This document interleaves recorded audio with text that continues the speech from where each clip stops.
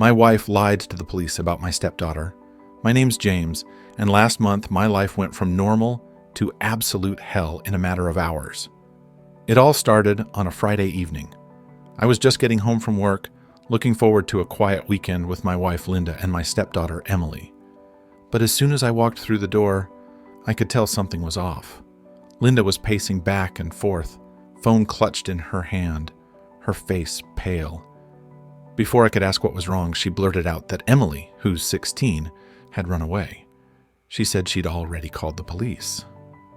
I was stunned. Emily and I were close. She'd never mentioned anything about wanting to leave. My mind raced, thinking about all the worst-case scenarios. I tried calling Emily's phone, but it went straight to voicemail. Then the doorbell rang. 2 police officers stood there, looking grim. They asked to speak with Linda alone, which immediately raised my suspicion. I tried to eavesdrop from the next room, but all I caught were muffled voices and Linda sobbing.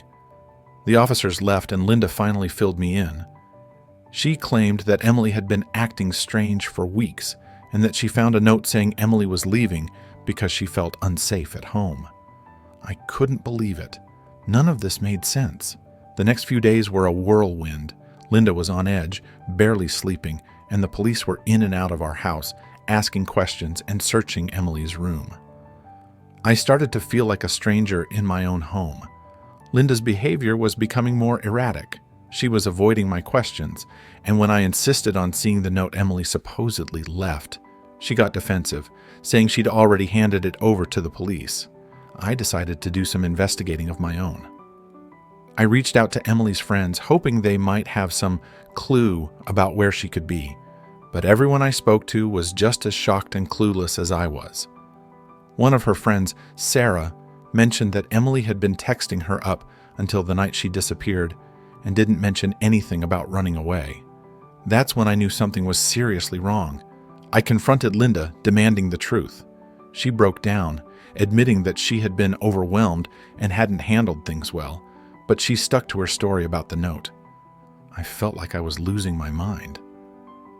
A week after Emily disappeared, I got a call from an unknown number. It was Emily. She sounded scared and was whispering. She told me she was safe, but didn't want to come home because of what Linda had done. I pressed her for details, and what she told me made my blood run cold.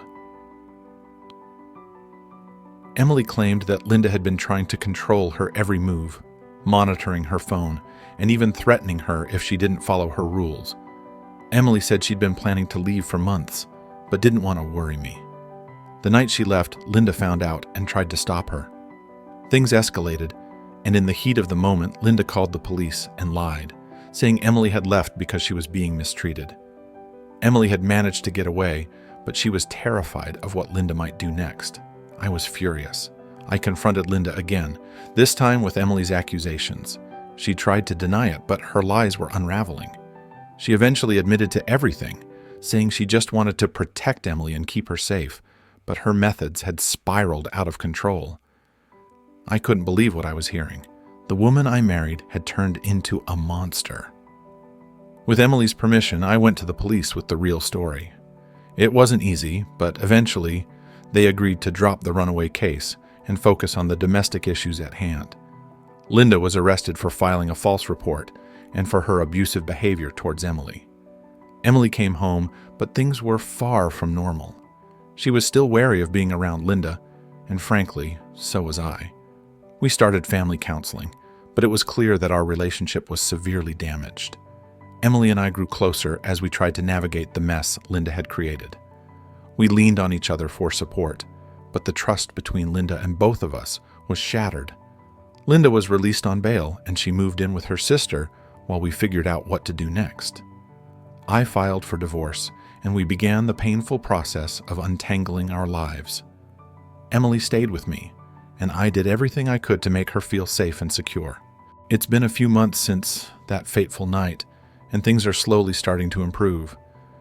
Emily is back in school, and we're both in therapy, trying to heal from the trauma Linda caused.